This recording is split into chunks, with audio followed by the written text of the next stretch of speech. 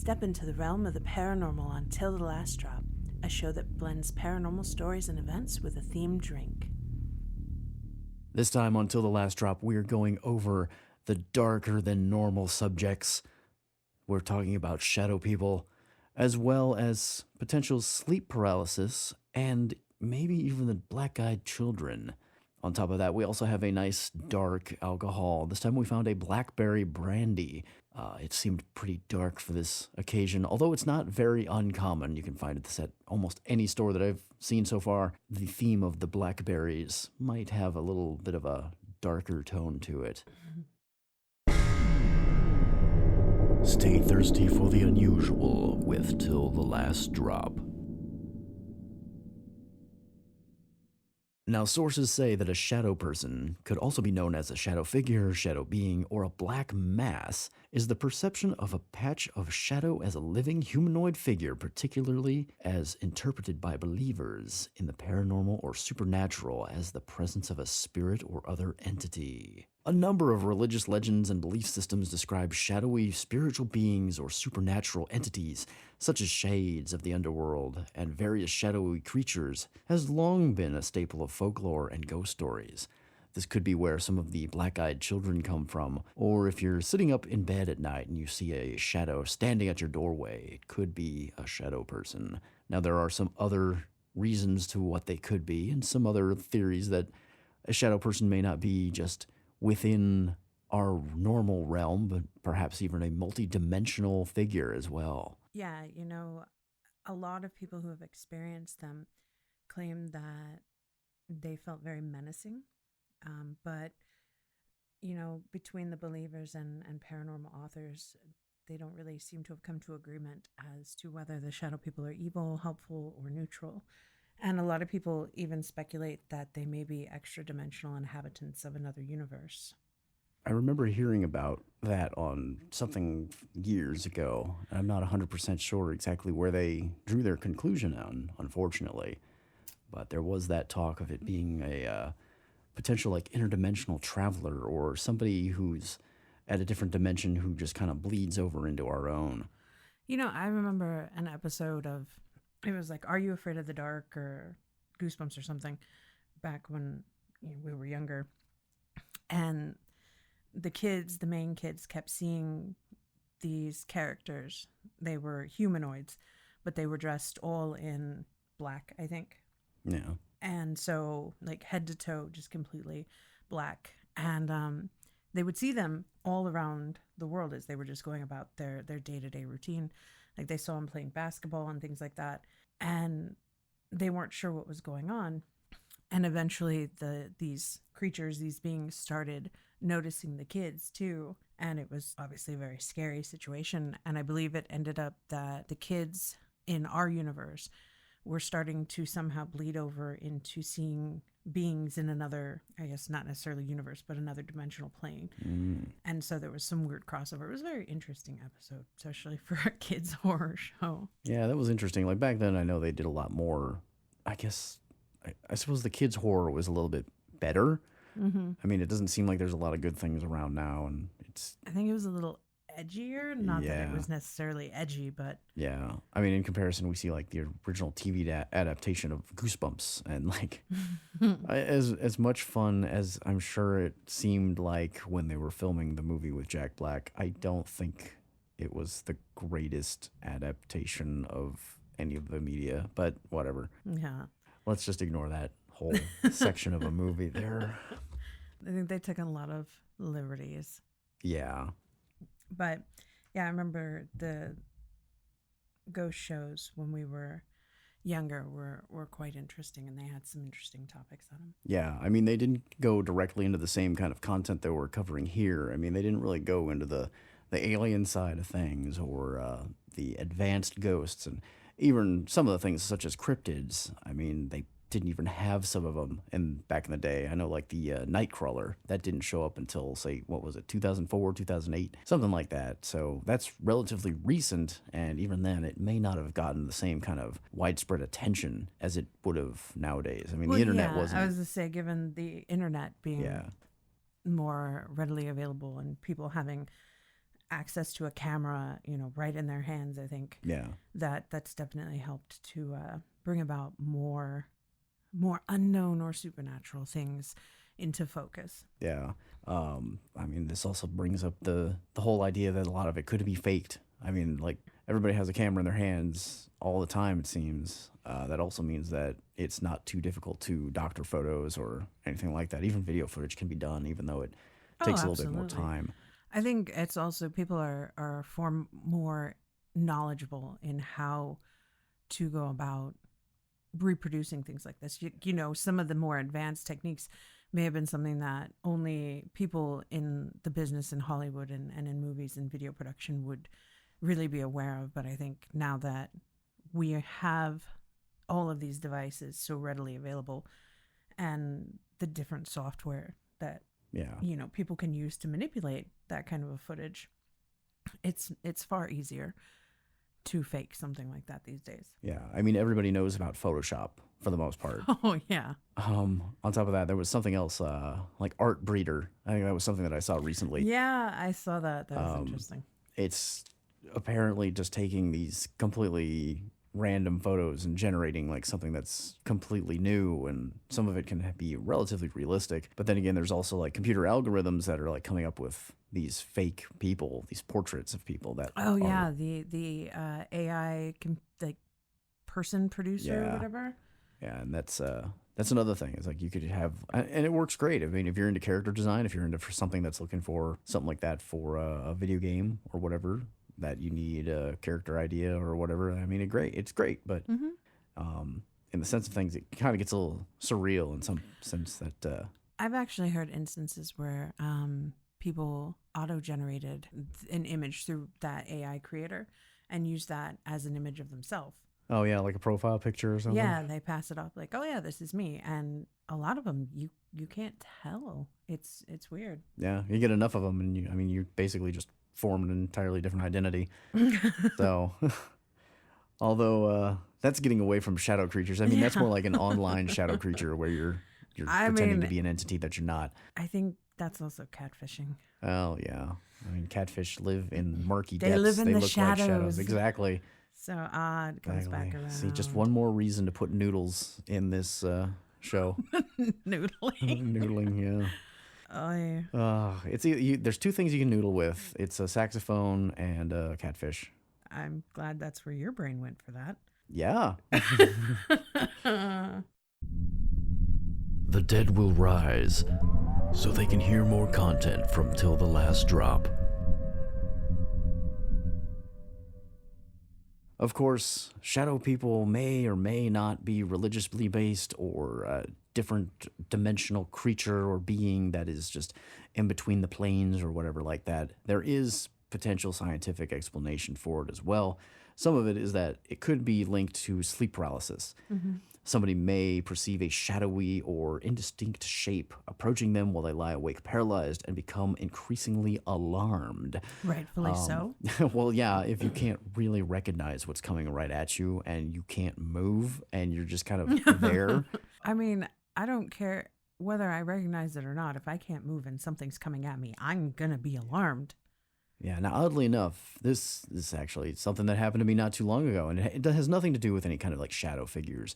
But I was in like a complete aware state of my surroundings while I was asleep. Either that or I was in a super relaxed state and I was still awake, but I was still experiencing the effect of being rested. Really? Yeah. So it was almost as if like I was laying there with my eyes open, but I'm not sure if I actually had my eyes open or not.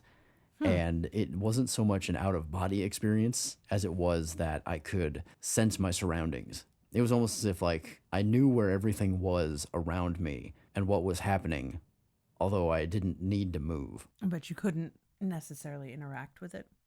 Well, it wasn't that. It was just I was viewing it. You were viewing it? Yeah, oh. I was viewing it. I at the time, I made no effort to move because I had no need to move. Right.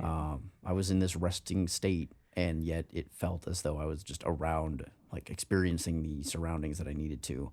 Huh. So this was at home? Yeah. Weird. Yeah.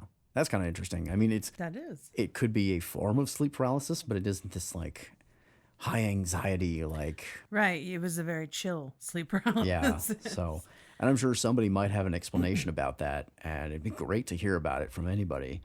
Yeah. Have you ever experienced that before? It's possible, but I can't recall You off the don't top of my remember, head. right. Yeah. Yeah. This was the one time that I actually do remember that this has happened. So, Huh. because I kind of made note of it and all that too. Right. So, anyway, another reason a person, back to shadow creatures, of course, a person experiencing heightened emotion, such as while walking alone on a dark night, may incorrectly perceive a patch of shadow as an attacker. Now, I can 100% relate to this because I have a very active imagination, and I don't know how many times I've been out alone at night walking, and it doesn't matter. Like, you hear the slightest noise and you're just already on alert. And so, you see the shadow of a tree that's like billowing in the wind, and it's just, you see shadow movement, and it's like, oh, something's going to get me. Now, those are actually, those are Ents, and they are trying to get you. Hey, I thought the Ents were peaceful. Is it the Ent or the Trent? I don't remember. Treant? Treant, yeah. Sorry, I'm not trying to make a Nine Inch Nails reference here. Trent Reznor's hiding behind that tree. He's gonna get you. Darn. I'm sure there's a few people who wouldn't mind that. Yeah, So. you included, and me. I mean, it would be nice to know all the synth setups and all that. But, You'd be like, you captured me. oh no! Don't take me to your synth castle. Oh my god! Darn. So yeah. Anyway, like going back to what you were saying, like the feeling of something, and like it doesn't it feel like you're being watched or something as well. Yeah. I've had that before. Actually, there was a time when I lived in Kentucky. We lived outside of town, and the neighborhood, if you could call it that we lived in was like, literally, it was one street with houses on one side. And across from us was just a big field that had really, really tall weeds in it. Oh yeah, it was like that one that me and a friend went through a while back. Right. Like I'm not super tall, but the weeds would have gone over my head. I mean, that's not very tall at all. Hey now. Standard weed size. I'm not that short. But I remember I stepped outside to have a cigarette at night, and it was late, and I was standing on the front stoop, and I looked out across the street, and I saw, like, in front of the house next door to us, at the edge of the weeds, there was this massive dark shadow that went up over the top of the weeds. Oh yeah, I remember you mentioning this before. Yeah, and there wasn't any necessarily distinct shape. It looked like something huge that was like kind of crouched down to hide how big it was. Like, that's, again, it was all shadow, but that's just the impression that it gave off. Kind of like a no face. Yeah, sort of, I guess. But wider. Like when he's consumed the entire. So he's a fat face. Yes. Nice. No, he was a thick face. Ah, nice. Yes. So I see this thing, and it's not moving, but I immediately, like, all of my senses were where I was, like, on edge. I didn't take my eyes off of it, but I also didn't, like, I kept creeping back towards the door, and as soon as I could, I got back in the house, and I didn't go back out that night. Next day, I was outside during the day, and I was curious, and so I walked up the road, the few feet up to where this thing had been, and I could remember distinctly again how approximately where it was, because I noted where it was at in front of the neighbor's house. Yeah. And so as I'm walking, you can see the weeds are completely untouched, at the edge. Nothing ever went in there. And then I get to the spot where I had seen this shadow, and all of the weeds are all pushed down in this huge area. Like something had been sitting there that weighed a lot. Obviously no elephants or rhinoceroses were in that area. Right. So. It was really creepy. Well, Well, unfortunately, there's no follow up to that. I mean, you probably didn't see it again. I'm guessing. No, I did not. I think I started going into the garage if I had to go out at night. Yeah. It was very.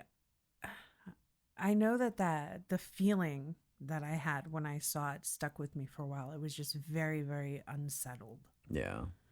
And then again, seeing, because I figured I would see nothing when I walked up there. I would confirm that I had seen just a shadow cast by something. It would help me feel better. And when I walked up there and all of the grass was clearly pushed down in just that spot. Yeah. All of the weeds were clearly pushed down in just that spot. That didn't help. Yeah. Not very reassuring that it was just a trick of the light or something. Right. So. Like clearly something had been there. Yeah. And whatever that something was, it had been bigger than a human being, at least from what I have experienced. No. There is one more section of this scientific explanation that might have a little bit of weight. I mean, granted, like before, it's like sleep paralysis. This one's more on the lines of sleep deprivation. Mm-hmm. Basically, like many methamphetamine addicts report the appearance of shadow people after prolonged periods of sleep deprivation. Mm-hmm. One interviewed subject said that you don't see shadow dogs or shadow birds or shadow cars. You see shadow people standing in doorways, walking behind you, coming at you on the sidewalk. These hallucinations have been directly compared to the paranormal entities described in folklore. Now, I get that like sleep deprivation is pretty bad over time, and you can clearly tell that there's, I mean, you begin to see things, you begin to like, I mean, if not like flashing lights out of the peripheral of your vision, you see shadows. I mean, your vision can even tunnel in. Mm-hmm. Now, combined with the effects of methamphetamine, I would have no idea, and I'm not sure exactly if. I would imagine if it's like, any other stimulant drug, from what you hear, it can put you on edge. It can make you very paranoid. I mean, I think probably any illicit drug consumption could make you paranoid. Well, in some sense, you're already going to be a little paranoid because it's technically not. It's illegal. Yeah. And you don't want to get caught. Yeah.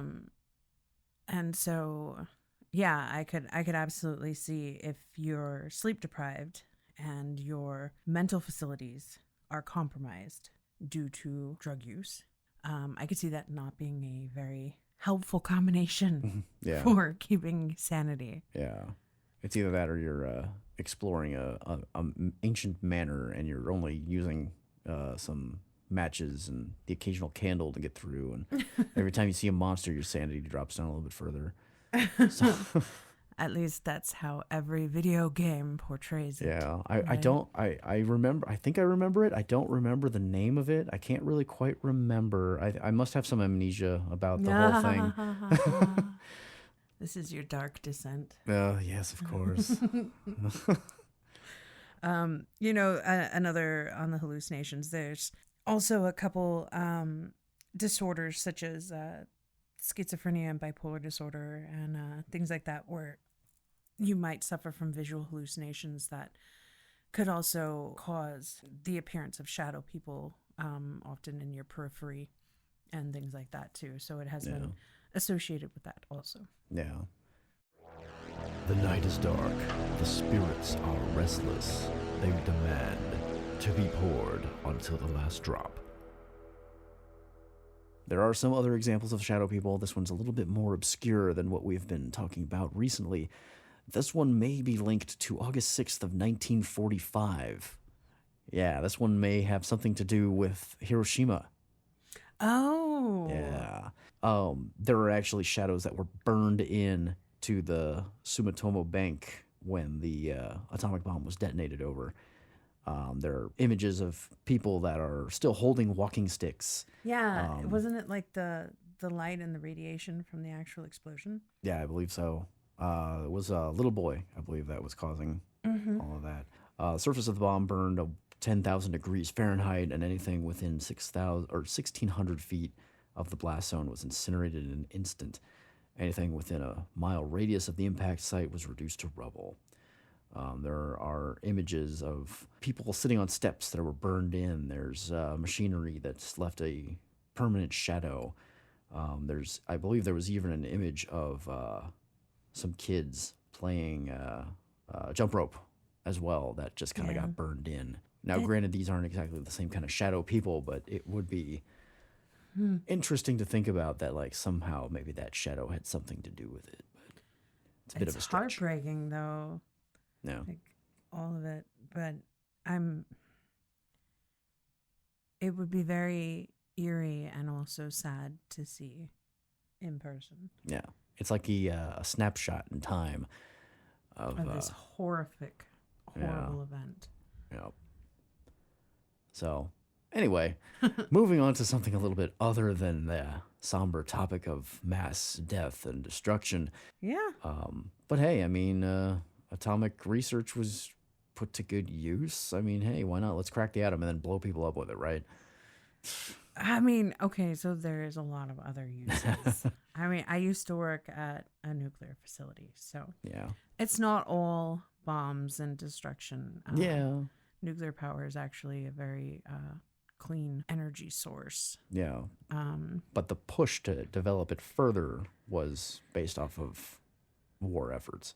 I think one of the bad things about humans is that it doesn't matter what technology we have, what we develop, we have to try and find a way to use it for destructive purposes. I saw a meme or something not long ago, and it was like, imagine what it's like for the aliens who are watching us and they see us get a new, bit of technology, and they're waiting. They're so hopeful because they think we're going to finally push past and get to the point where we can move beyond where we are now. And as soon as we develop it, like, they're all excited, and then we immediately use it to kill a bunch of other humans. And they're like, oh, well. It's like Reality Earth. Tuning in and watching that. Mm-hmm. Show us what you've got. Anyway, let's move on to something that may have shadows in their eyes. This is Till the Last Drop, and you're listening to this next section on our tab. Now, when I make references to shadows in the eyes, I'm not talking about an over-excessive amount of alcohol consumption. I'm talking about the black-eyed children. Some of you may know that the black-eyed children are somewhat of an urban legend, but they have some origins in multiple different cultures and all that. However, there's one that I believe a Brian Bethel has an account of. Yeah, actually, Brian Bethel was one of the first people to document having met black-eyed children in real life. And he published a transcription of the event on his blog back in 1998. So this is actually a somewhat newer urban legend, or a creepypasta, if you will. I mean, newer, that's like 22 years by now. Wait. No. 22 years. Last century? Yeah. Back in the 1900s? Yeah, back in the day. But, I mean, if you think about, origins of ghosts and things like that, there's accounts of ghosts and aliens and stuff that they've traced back to, like biblical times. There's a lot of art that shows aliens, supposedly. Yeah. Spacecrafts and things like that. And even... there's that Styx song, too. The Styx song? Come Sail Away. Oh. Yeah. So... Thought that they were angels? If you really take that into account, like, this is a relatively newer legend based on that. Yeah. So Brian says that it was around 9:30 on January 16th of 1998, and he was leaving his apartment in Abilene, Texas, to go and pay his internet bill. He stopped in a parking lot to use the light of the sign. It was a movie theater. And he was using that light to fill out his check to pay his bill. Well, obviously it was late 90s. Right? When checks were all the rage. Yep. And he said that while he was filling out the check, it was at that time that two boys approached his car and knocked on the window. And he said that he believes the boys were probably between 10 and 14 years old, and that boy number 1 was slightly taller than his companion, wearing a pullover hooded shirt with a sort of gray checkered pattern in jeans.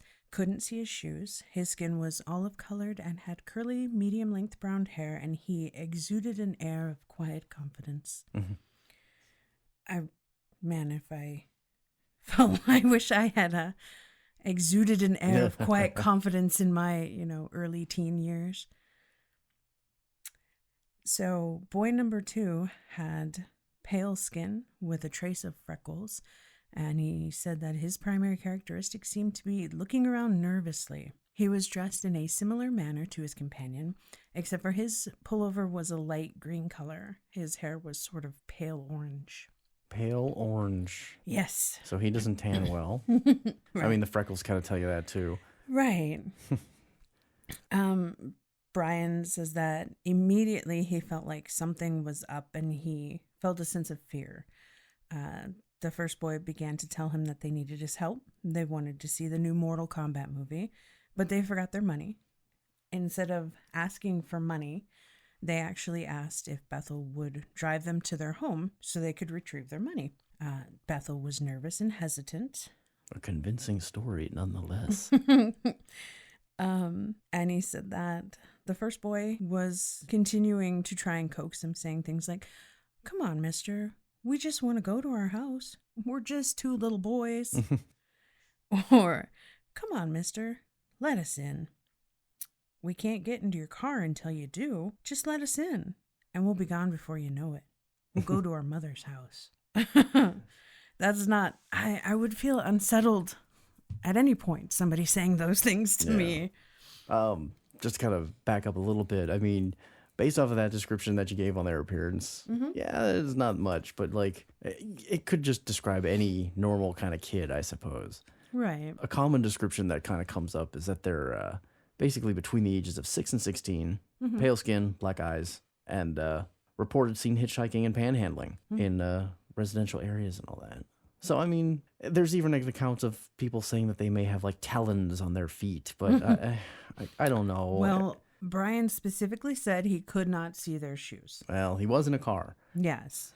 So I guess that would make sense. I'm not looking at someone's shoes when I'm in a driver's side car. So I've noticed a lot of people tend to have. There's a lot of stories that surround creatures' feet, like devil and demons are supposed to have like hooves for feet. yeah, And I guess the black-eyed children have talons for feet. the hooves are for kicking. That's right. That's the whole reason. That's their primary. That's their primary injections of sin is just a kick, sin kick. Gonna kick the sin into you. Yeah, or something like that. So, well, the black-eyed children are just using their talon feet to rip your eyes out because they need eyes. Well, obviously. That's their whole thing. They really just want to steal your eyes and kill you. Maybe not in that order, but They're gonna kill you first, then steal your eyes? maybe. Huh. I don't know.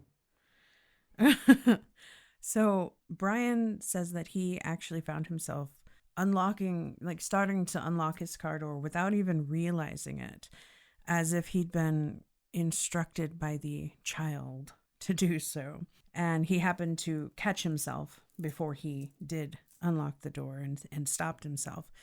And he looked back at the kids with a fresh perspective, with fresh eyes, so to speak. Fresh eyes. Yeah. And that's when he realized that the kids' eyes were solid black. No sclera, no iris, no pupil. I know there's other things that kind of go with that too, but I can't think of any at the moment. Like just the concept of like some demonic creature or whatever that has like just a solid black eye. Like, I think that a lot of representation of, like people being possessed and things like that in shows and popular culture, movies and stuff are now, they have that that black eye. I think Supernatural did something like that. I think they actually did an episode based off of black-eyed children too. They might have. Oh. I also know X-Files. The X-Files had the black goo. Yeah. Which would get black oil. Yeah, the black oil. That's what it was. Yeah. And you would see that in people's eyes. And that was, to show that they had been I guess, possessed by the aliens. Yep. It was to show that they were compromised. And actually, there's a lot of people that speculate that the black-eyed children are potentially extraterrestrial or demonic or vampiric. Nobody's really sure. Yeah.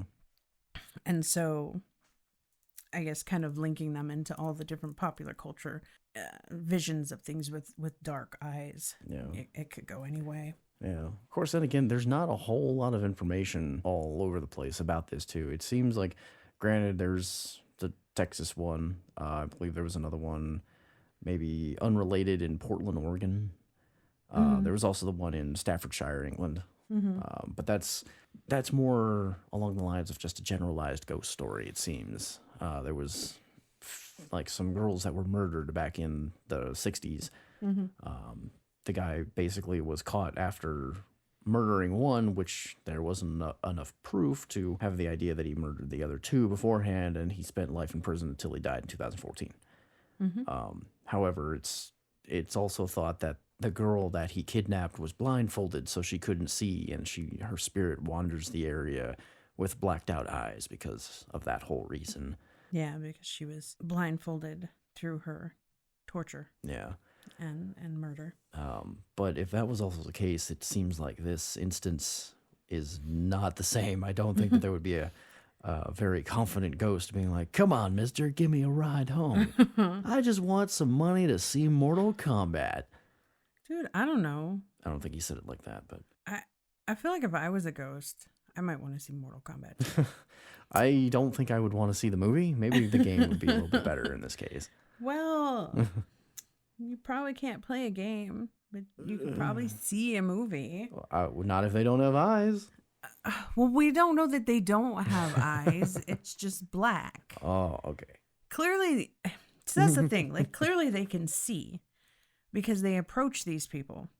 Yeah. They pick out people and they approach them. And I know any of the images that I've seen, it's like they have those blackout contacts in. Yeah. Like, that's how it comes off. Which, again, I mean, I suppose creating an image of it, not actually having a picture of something, like you're you're speculating. But again, based on the fact that they are able to approach people and have conversations with them and things like that, it seems like they are not visually impaired. Yeah. Pretty much all of the stories of people that meet them claim that once, like, they don't realize at first that the eyes are all black. They get a weird vibe off the kids. Like, they can tell something's not quite right. Yeah. I mean, however, that's not like proving or disproving anything. I mean, granted, like the whole idea with Mothman too is it could be like something else. In this case, I mean, they could just be some just creepy ass kids. You never know. I mean, kids. And there's a lot of those. I mean, kids do this kind of stuff all the time, where they're like, "Hey, let's mess with that guy over there." It's like, and obviously the one kid was like full into it. That's why he had the confidence, and the other kid was like, he didn't really want to do it. Like, I'm not really sure this is a good idea, Billy. Yeah, it's like he didn't really want to do it because maybe like he didn't know how the guy would react. So. Well, yeah. I mean, you've got to have guts to go up to some random person and be like, "Yo, let us in." Yeah. Like that takes some confidence. Yeah. Because what if you do? Because that's the other part of that. Like, maybe they were just normal kids. Maybe they didn't want to actually get in that guy's car. He could have been like some bad man. Right. Like random kids going up to random people's cars and being like, "Hey, let us in, drive us around." Like, you know, I feel like a normal person in that situation, it's late, it's nighttime, you're approached by some teenagers that you don't know, and they're demanding to be let into your car. I'm not going to do that.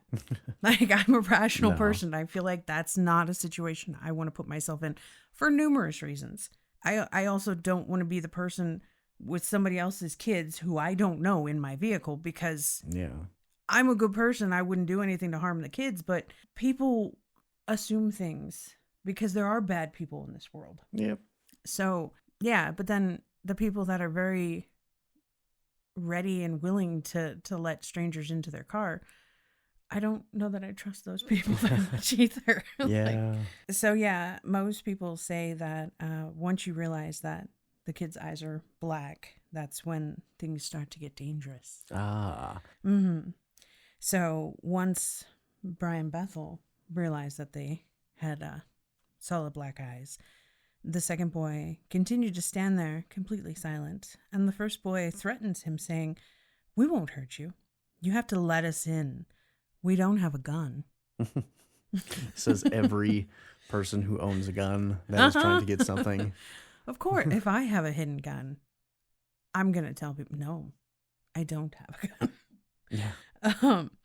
But according to Bethel, the boy seemed to be more implying that they didn't need a gun. Mm-hmm.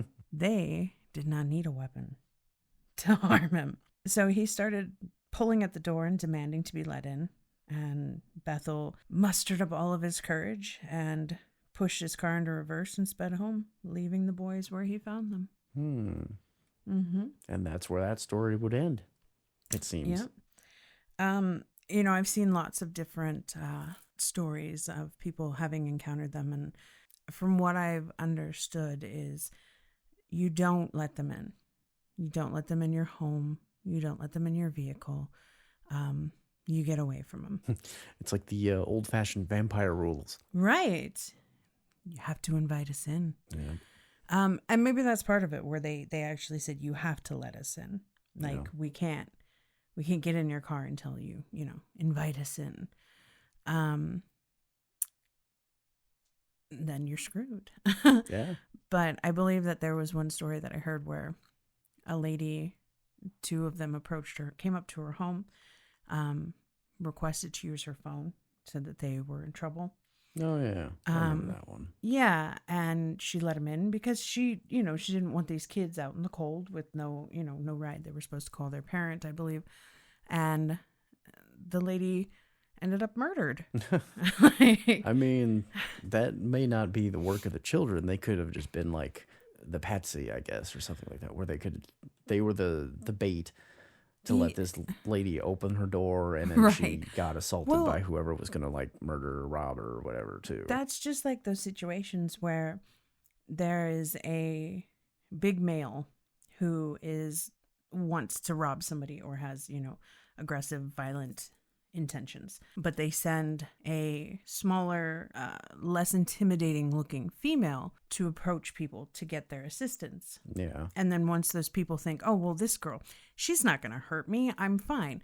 And they go with her. And then once they get to a certain place or whatever, or they, say, yes, you can come in, whatever the case may be, that's when the male comes out and pounces and, attacks. So using children is a effective tactic, I guess, because people naturally want to protect children.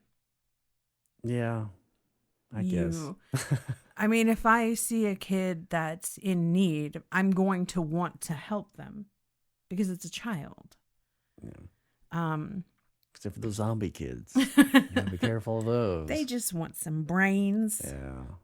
But no, like, people, at least, most people, I guess, not everybody, you naturally feel the urge to help a child. Yeah. And not so much with an adult because, they can take care of their own selves. Right. Like, I'm over here taking care of my adult stuff. You do your adult stuff. This is the freeloader needing help. Right. We don't think of kids as freeloaders because, I mean, they're not allowed to work anymore, so. Right. So it's just, I could see some sort of entity, whether it's, vampire, extraterrestrial, demonic, whatever area you'd like to throw it off into, either recruiting or bringing children into their ranks or their fold, or even if they're able to like shapeshift, taking on the appearance of a child in order to try and appeal to more potential victims. Yeah. I mean, it makes sense. Yeah. I mean, it's like the same thing, like all around, like the Ouija board, and let's all summon a demon, and like you ask for its name, and it's not really its name, and all that kind of stuff. We obviously it's in movies all the time, and random posts on the internet and all that saying that, oh, don't ever give it your name and summon the Zozo or whatever. I know that was a Zozo. big thing for a while. It's just like, it's just take it or leave it, whichever way it is. But then again, it's like, if for some reason it does turn out to be real, do you really want to like give any kind of personal information to anything that could cause you harm? So I mean, we're taught not to give out our personal information on the internet or over the phone, or to just, people that we might even kind of know. So why would you ever give that information to something that you have no idea? Oh yeah, anything about it? Don't share your social security number with like the internet, but share it with this dead guy. Right, He'll but give keep it to the safe. Ouija board. Yeah. So, Oh, now if I ever find myself in the position where I am a spirit and I am interacting with a Ouija board, I am asking for their social security numbers. yeah, I'm gonna need your name, date, social security, date of birth, social security number, Mother's maiden name. if you're susceptible to any diseases, and like I'm gonna also need to know like if you go under any kind of aliases online. Oh, I also need your credit card number, the expiration date, and the security code on the back. Yep. It's yeah. So, there's no one really knows what these kids are. Like I said, a lot of people have different theories, but the people who claim to see them swear that they're legit. Like you do. Everybody who sees something would swear that it's legit. Well, I mean, if you've seen it, well, yeah, but it's legit to you. People have seen aliens, people have seen Bigfoot, and people have seen Mothman and all that too. Right. And I'm sure that the people who have seen those things very much believe that it was real. Yeah. And it could be. It very well could be. We've never seen it, so we can't say it's not. Yeah. But I guess there's an interesting theory concerning the children's origins, and it comes from the book Your Haunted Lives, The Black-Eyed Kids.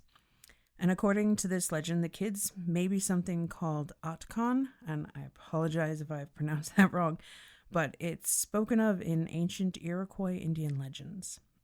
And the Iroquois Indians believed in a dark power called the Otcon that could take over children, and an evil one who would mate with human females to produce black-eyed, chalky-skinned children. These children were killed by the tribe soon after birth and burned to stop them from resurrecting. Children wandering alone in the woods could also be taken over by Otcon and would reemerge with black eyes and pale skin, acting nervously while repeating themselves over and over. Mm-hmm. Their goal was to destroy the tribe and infect all of the people with Otcon. Yeah, it sounds pretty much like the Black-Eyed Kids. Yeah. I think it's interesting when you find the stories that, you can trace back a phenomenon or a legend into deeper, like ancient Iroquois Indians talking about this. And it could have been something that they genuinely felt happened, or it could have been, an old wives' tale that they told to try and, protect their young. Yeah. Keep them from wandering, but yeah, those old wives, they really like to scare the kids, don't they? They do. Eat your porridge or I'll tell you how you're going to get murdered by a pack of wolves. I don't know. I imagine that porridge and wolves are something that go together in like whenever these old wives' tales come about. I think porridge goes with bears. Ah, of course. Mm-hmm. Mm-hmm. Bear porridge. Mm-hmm. Yeah. And wolves go with grandmas. Yes. So, it all links together. At Till the Last Drop, we'd like to hear your stories, not have you become the story. So please, drink responsibly. Well, since we've been talking about black-eyed kids and shadow people, and even some sleep paralysis and night terrors and all that kind of thing, we're going with something that's a little bit on the darker side of alcohol, too. Now, granted, it's not the first thing that you can think of. It's not like it's some sort of like weird squid ink distilled whatever. This is just a basic blackberry brandy. It's not terrible, to say the least. I'm not a fan of a lot of flavored alcohols, but this one, it isn't too bad. So actually, how about you start off with a taste of it on this time? Because I started last time, Did you? and I'll give a little bit of I can little say bit of it has a detail. really nice smell. Yeah, Like, it's a nice, like, it does smell pretty nice. It does have like that blackberry aroma to it. I mean, you can definitely like pick that up immediately.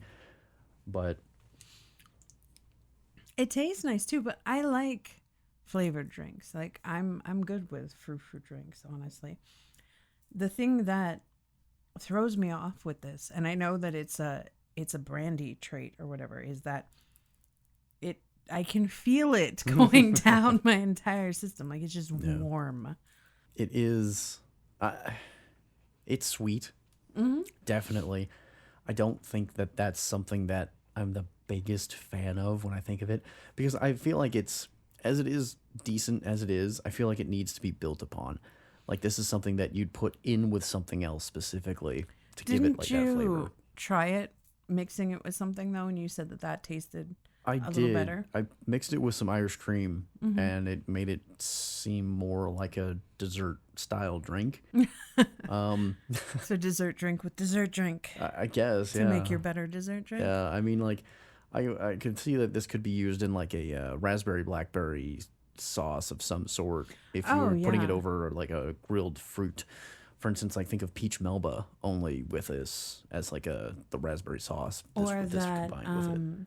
that cream cheese pound cake that I made. Yeah, Put in that with the fresh berries. yeah, something like that. It would kind of make it a bit of a boozy sauce to go with it, which could be quite appealing. But Oh yeah, I think it would lend itself very well yeah, to that sort of thing. but I couldn't just imagine myself sitting somewhere, I don't know, wherever you sit when you drink brandy. You sit in a giant leather chair Maybe. in front of a roaring fireplace. Isn't that? I thought you were going to say in front of like a big speaker system, and then you pop in a Maxwell tape or something and make a I reference mean, to that too. Absolutely. But yeah, it's like I can't really imagine just sitting down with like this and just drinking it straight, like maybe for instance like a scotch or something. Well, see, I couldn't imagine just sitting down and drinking a scotch either. So Oh, well. that's where we differ. I mean, it's, But I get what you're saying. yeah. Like, All in all, I mean, it comes from Phillips. That's pretty much all I can get.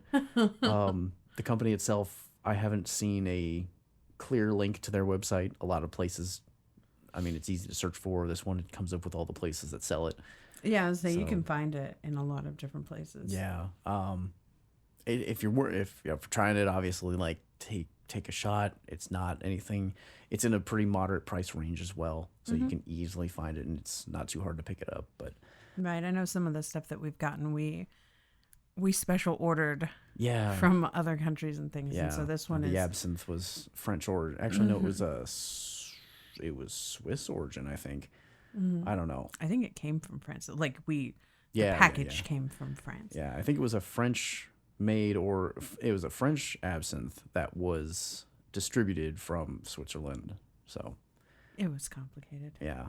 But yeah, this one you could probably get at, your local Target or I saw it at Walmart. Walmart. I saw it online at Walmart. So I think we got it at the grocery store. So yeah, I mean, and again, it's reasonably priced if you're looking for something. yeah, something dessert themed, I suppose. Right. And I mean, you could serve it alongside a fruity dessert. Something I think that's a little lighter. It might actually work pretty well with peach schnapps. Now that I think about it, Yeah, that could be interesting for sure. yeah, because then it kind of like maybe you could do like a reminiscent of peach melba, maybe a heavy cream peach schnapps. Some of this, I don't know, melba. I feel like you're trying to come up with more recipes. I'm gonna have to cook now. No, maybe. Maybe. But I mean, I'll probably try and figure out something that I can use this in baking wise, because I yeah. think it would lend itself again very well to different desserts. I think it would work very well Yeah. with different different aspects. Maybe in a pie. Because to cut down on gluten, usually it's a little bit of vodka or so. I mean, you could swap out that for this, and it might give a little fruity taste to the crust. Yeah, I wonder if that would work. Because I know when I made pie crust, I used vodka. Oh. So I would have to see if you could substitute something like that. Yeah. But yeah, again, like it would work well with lots of different fruits. And if brandy's your thing, then you might enjoy it by itself. Yeah. Unfortunately, this isn't a very detailed description of brandy.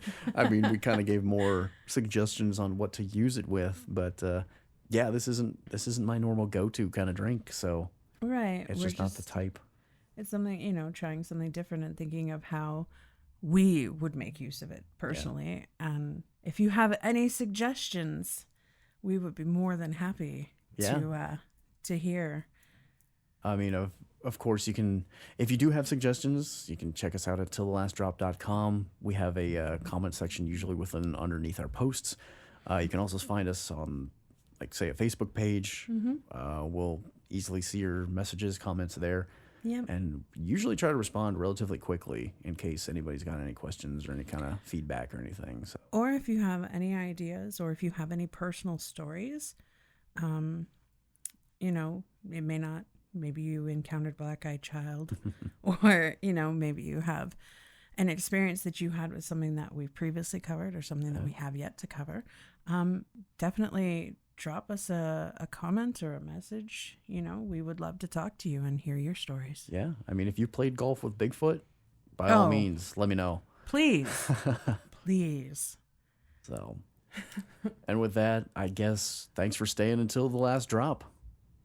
Now, hold on just one second. You thought it was the end, didn't you? Well, we may talk about the paranormal here on Till the Last Drop, but there's also another one that can talk a little bit more about fantasy. So if you're in the mood for some good fantasy storytelling, you should definitely check out the Fire Breathing Kittens podcast. But why don't we go ahead and let them tell you about themselves? Are you itching for a good story? Laughter among friends, maybe even a mystery or two? Well, you're in luck. Fire Breathing Kittens is a standalone Dungeons & Dragons podcast. Each episode is a separate 3-hour-long story, like a movie for your ears, so you can listen to these adventures in any order you like. So join us on a real play D&D quest as we solve mysteries, attempt comedic banter, and enjoy friendship. Fire Breathing Kittens podcast, fantasy, action, mystery, friendship. Thank you for listening Till the Last Drop. For more paranormal experiences served up with a themed drink, check us out wherever you listen to podcasts.